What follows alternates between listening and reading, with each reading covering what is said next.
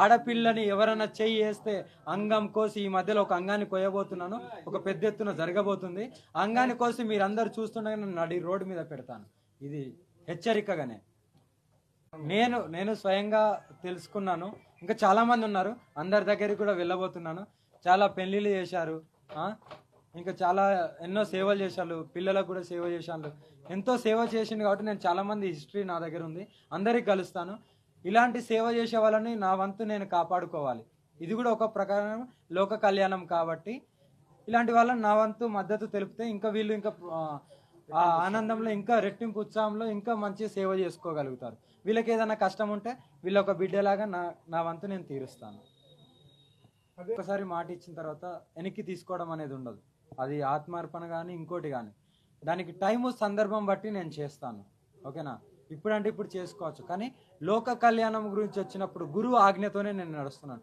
నిన్ననే శంషాబాద్లో అయ్యేది, కానీ గురువుగారు అన్నారు ఆగండి, కుంభమేళ ఉంది, అక్కడ అందరము డిసైడ్ అవుదాము, అప్పుడు మీరు తీసుకోవచ్చు నిర్ణయం అన్న తర్వాతనే మళ్ళీ వెనక్కి తగ్గాను.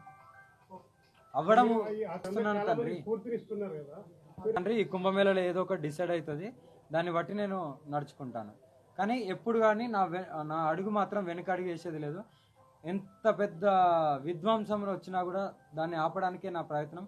ఎంతమంది అడ్డుకున్నా, ఎంతమంది ఇంకా ఎన్ని విమర్శలు చేసినా కూడా వెనక్కి అడిగే ప్రసక్తే లేదు.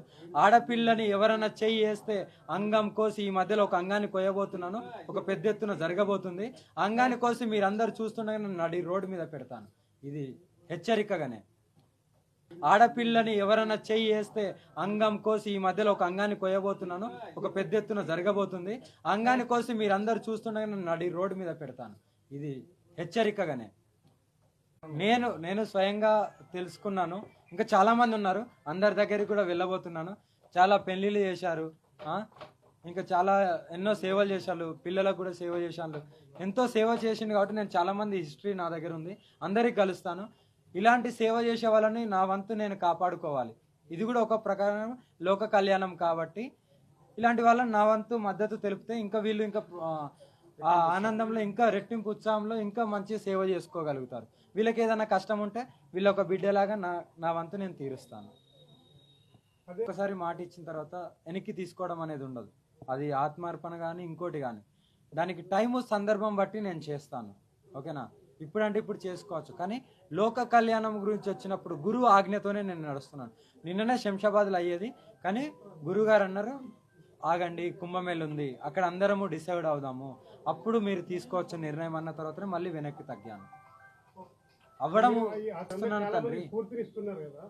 తండ్రి ఈ కుంభమేళలో ఏదో ఒకటి డిసైడ్ అవుతుంది, దాన్ని బట్టి నేను నడుచుకుంటాను. కానీ ఎప్పుడు కానీ నా అడుగు మాత్రం వెనక అడుగు వేసేది లేదు. ఎంత పెద్ద విధ్వంసంలో వచ్చినా కూడా దాన్ని ఆపడానికే నా ప్రయత్నం.